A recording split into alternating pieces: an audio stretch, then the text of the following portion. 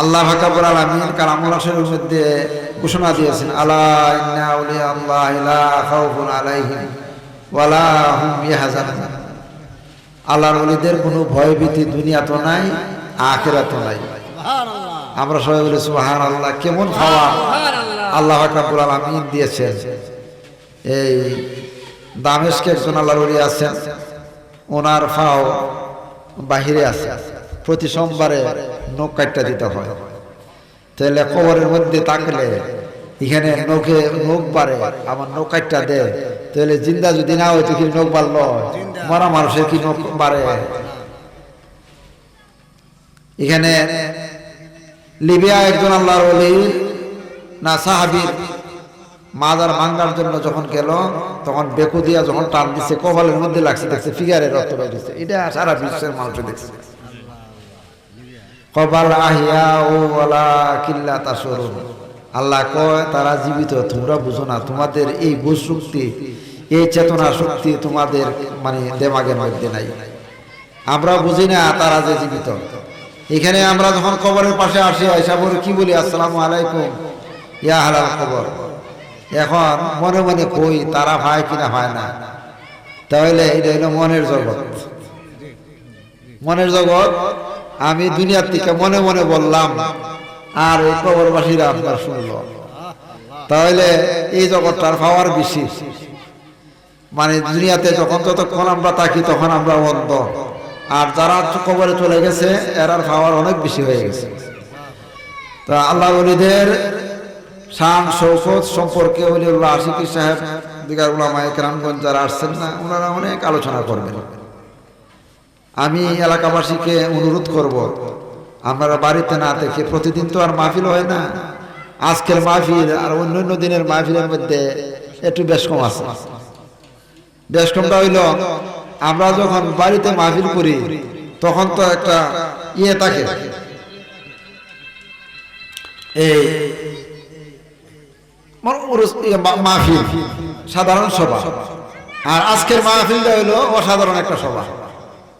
কারণটা কি অসাধারণ কিভাবে?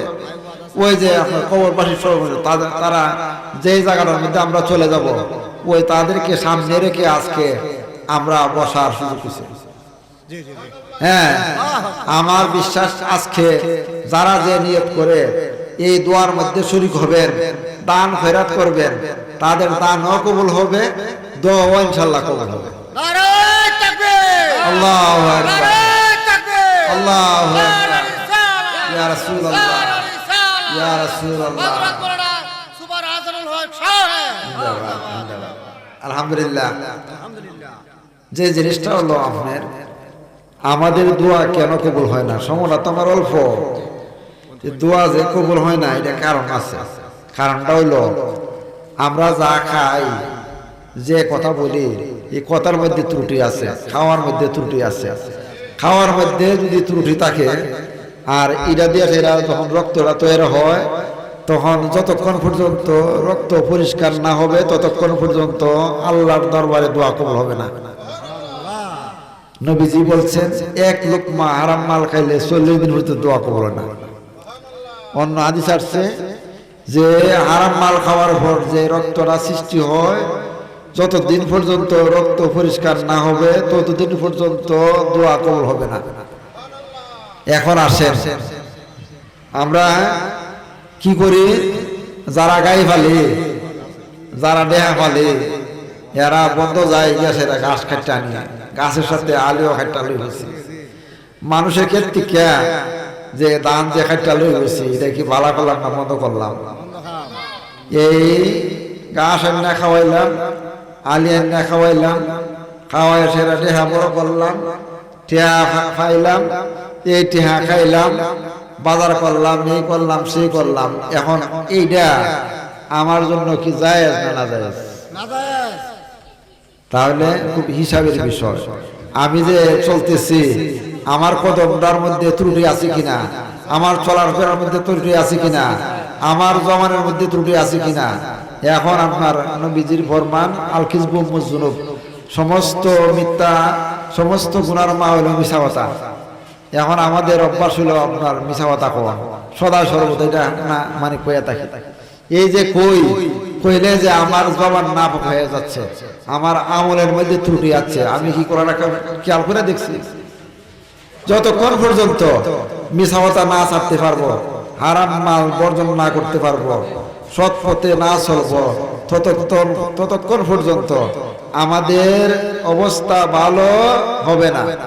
অবস্থা কি দুনিয়াতে খালি বিল্ডিং বানালে অবস্থা বালা, কবরের অবস্থা যাদের বালা তাদের সব বালা। কবরের অবস্থাটা যদি ভালো মন লাগে তাহলে কি করতে হবে? সৎ পথে চলতে হবে, পরের প্রতি যাতে না হয় সেই পথে চলতে হবে। পর মানুষে যাতে কিনা বলে, মন্দ না বলে, এই রাস্তায় আপনার চলতে হবে। তাহলে মানুষ, পূর্বেকার মানুষ আছে, মানে সরল সোজা মানুষ আছে, এত শিক্ষিত মানুষ আছেন না, এত বেশি বুঝতেও না। এরা মনে করেন যে ফির ধরছে, ফির ধরার পর ফিরে যেমনে কইছে এমনে চলছে, ফিরে যেমনে কইছে এমনে চলছে।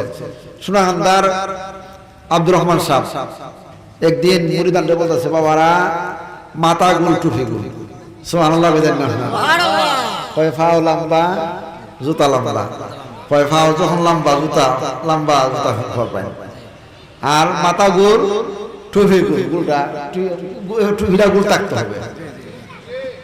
এরপর থেকে দেখা গেছে যে সোনাকান্তা তো আমি লেখাপড়া করছি, ফাজল খান মিলি এখানে লেখাপড়া করছি, প্রত্যেকের মাথার মধ্যে গুল টুপি। এখানে চলার পথে যিনি ওসি সাহেব, অর্থাৎ মরহুম আব্দুর রহমান সাহেবের যে খাদেম আছেন, ওনারে ওসি সাহেব করে ডাকতেন।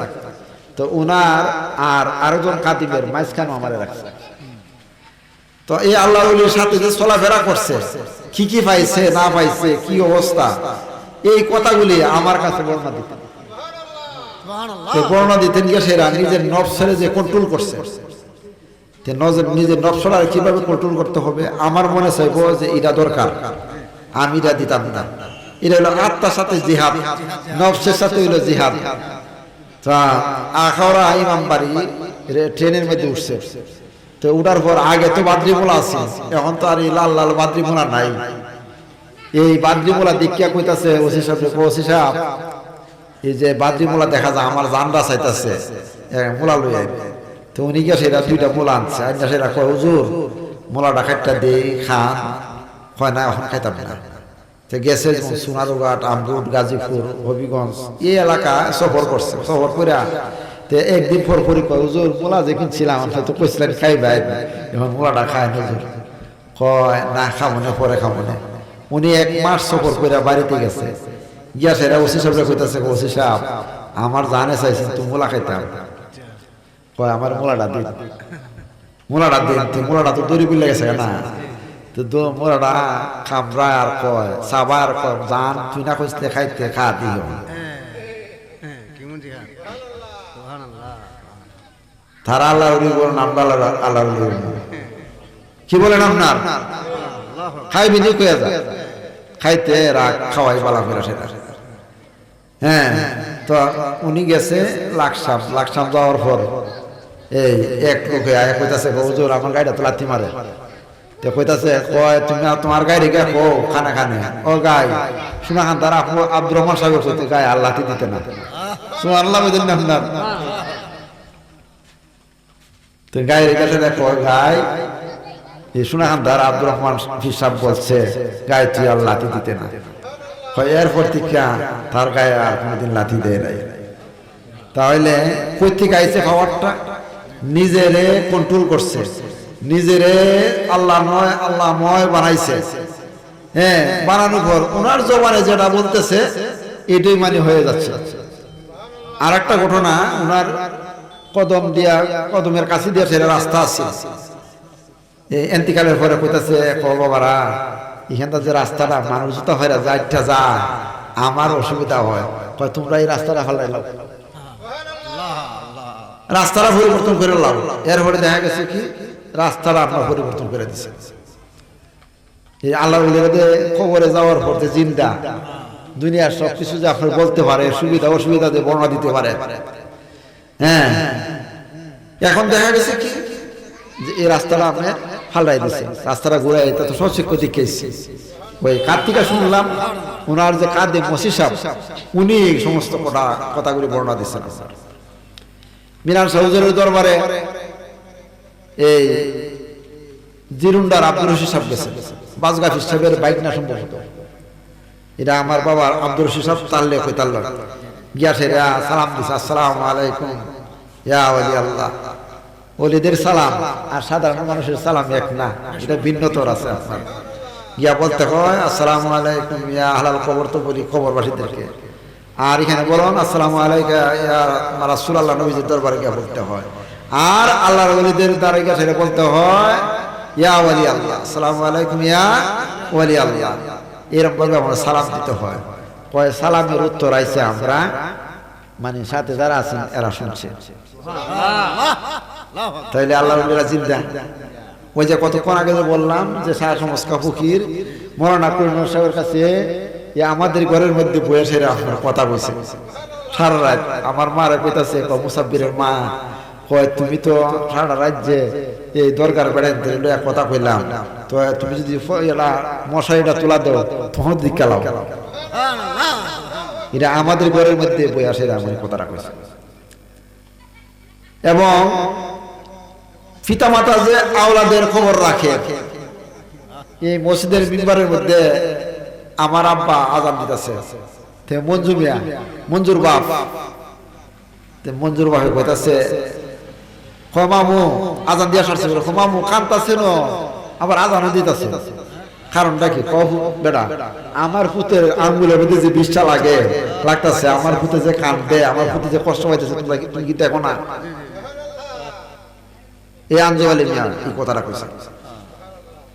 ওই যে মুরব্বীরা কবরে গেলে যে আপনার খবর যে রাখে, আপনার কয় আমার ছেলের আর আমার সত্যি আমার বড় ভাইয়ের হাতের মধ্যে লাগরা লাগছে কি, কত কষ্ট আপনার। তো একসময় তো এত উন্নত মানের চিকিৎসা ছিল না, তো এই কান্দন হলো মানুষ যে আজান দিছে আর কান্তাছে আমার বাপে। এখানে আল্লাহর ওলিরা জিন্দা, এটার মধ্যে কোনো সন্দেহ সুবা নাই। আর যারা জানে যে আল্লাহর ওলিগণ জিন্দা, তারা যেন মাজারে যায়। আর যারা জানে যে মরা মানুষ গেলে কোনো কিছু পাওয়া যেত না, যাওয়া কোনো দরকার নাই, এটা আমি করি। আজকে এই কবরবাসীদের হইল আনন্দের দিন। বলে কেমনে আনন্দের দিন? আজকে এখানে অসংখ্য মানুষ আসবে, এখানে বিশেষ করে ওলিউল্লাহ আশিকি সাহেব অত্যন্ত বুজুর্গ, উনি নিঃসন্দেহ কামিল। কারণ 2008 সালে আমি যখন হজে গেলাম, তখন দেখলাম যে মসজিদুল হারামের মধ্যে পয়সা উনি দোয়া করতেছে, ওনার কান্দনের ছুটে এই চোখে দা জোর জোড়ায় হানি করতেছে। আমার জীবনে বহুত আলেম দেখছি, কিন্তু আমার একটা আশিকের রাসূল চোখে দিয়ে আসে নবীর কথা, এই নবীর গান গাইলই আপনার নবী সারে যখন গজলগুলি টান দেয়, তখন চোখে দা জোর জোড়ায় যার চোখে দা হানি করে। এমন একটা লোক আজকের এই মাহফিলে আসবে। আমি যারা নাকি দাওয়াত দিছে তাদেরকে আমি অসংখ্য ধন্যবাদ জানাই, কারণ এই সমস্ত আলেমদারের সহসা পাওয়া যায় না। এটা আমাদের গ্রামবাসীর জন্য, এলাকাবাসীর জন্য আজকে ভাগ্যের ব্যাপার। উনি যে দোয়াটা করবেন, এই দোয়াটা আল্লাহর দরবারে মাগবেন। কারণ হইলো, কারণটা কি কেমনে ওই নিজেরে এমন ভাবে মানে গইরা তুলছে, মানে এমন আশেকে রাসূল। আমার মনে হয় যে ওনার নবী যখন ইয়া রাসূলুল্লাহ কইয়া ডাক দেয়, তখন ওনার নবীজিরে দেখতে কোনো অসুবিধা হয় না। আজকে আমি হাজী আহমদুল্লাহ মুহাজিরে মক্কি, কলিল আহমদ আমরুটবি, রশিদ আহমদ গাঙ্গুহি, মানে এদের বিভিন্ন কিতাবের হাওলাগুলি দেখলাম। কি দেখলাম? হাজী আহমদুল্লাহ মুহাজিরে মক্কি সাহেব বলতেছেন যে মিলাদ কিয়ামের মধ্যে নবীজি যে হাজির হয়, এটা অবাস্তব কিছু না।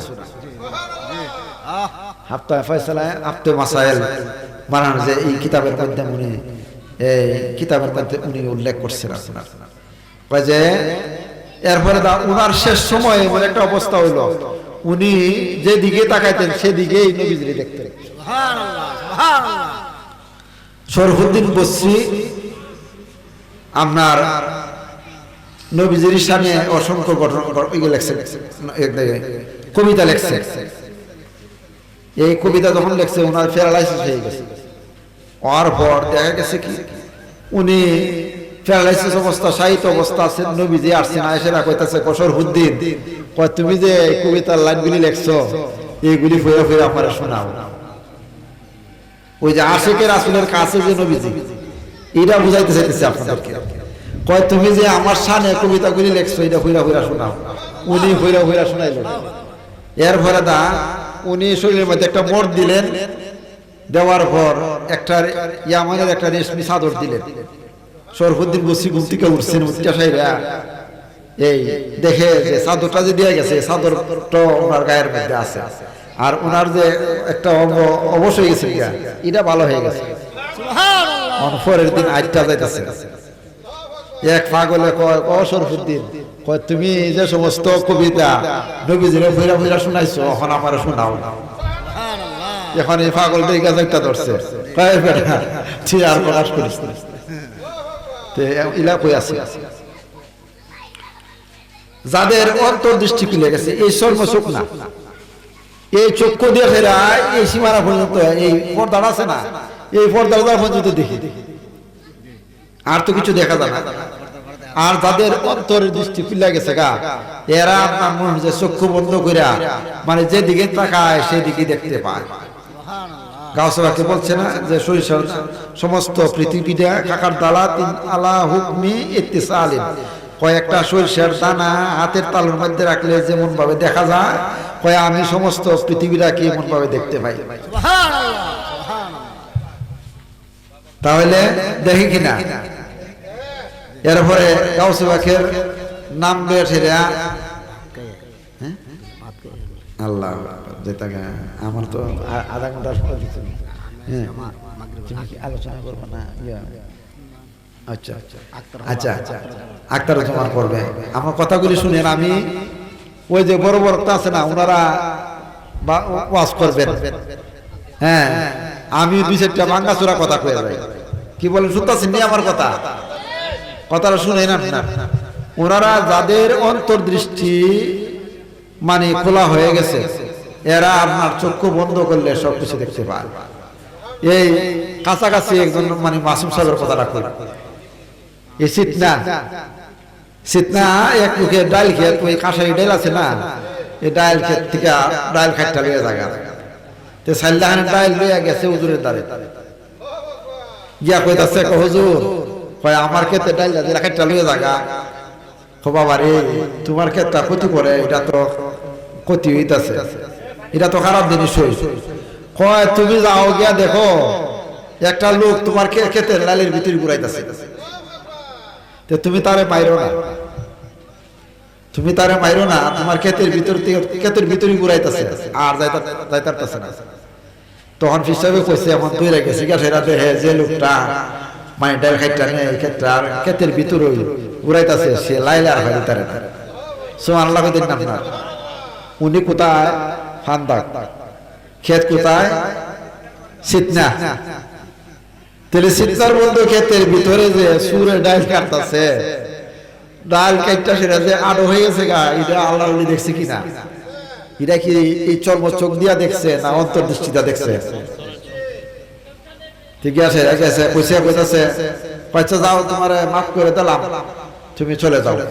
কয় যে না আমি মাফ করি না, দেখা সেরে কইতাছে ভাই মাফ করে দিন আমারে, এই আমি আর জীবনে আপনার ক্ষেত্রে ডাইল দিতাম না। কয় যে না ওই তো না, কয় আমি মাফের মালিক না, মাফের মালিক হইল যিনি আমার মুর্শিদ।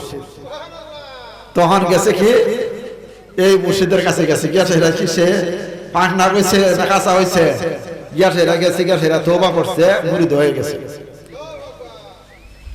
এই বোলাকের সিরাজ মেম্বার,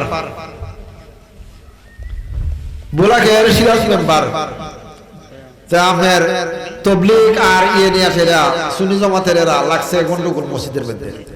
কয় মিরাত কিয়াম জায়েজ কিনা না জায়েজ, মিলাদ জায়েজ কিনা না জায়েজ ইত্যাদি ইত্যাদি নিয়ে লাগছে গন্ডগোল। সিরাজ মেম্বার কয় আমি তো ইংরেজি শিক্ষিত মানুষ, কয় আমি তো বুঝি না। তো রাত্রে ঘুমাইছে পরে স্বপ্নে কইতাছে, কয় তুমি ফিরে যাও, ফান্দাক যাও। তো সকালবেলায় ফান্দাক দৌড় দিছে। আমার বাবা আব্দুল রশিদ সাহেব আইসা বসছে, সবাই বলেন মারহাবা, আজকের সবার সভাপতি। আমরা খুশি না বেজার? সামনাসামনি প্রশংসা করা উচিত না।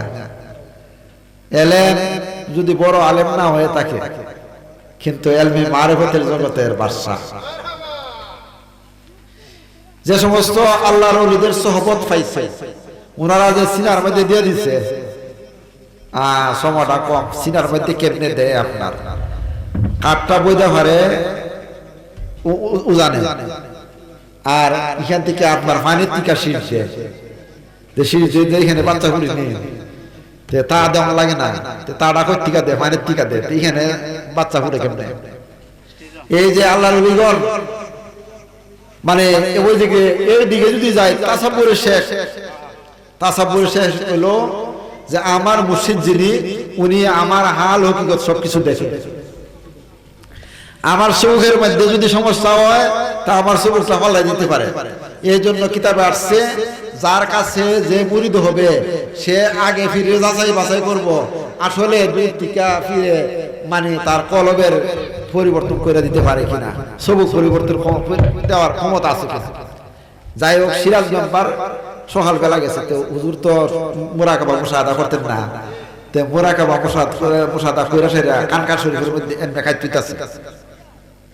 ইন দা মেন টাইম এই সময় গিয়া সেটা সিরাজ মেম্বার গিয়া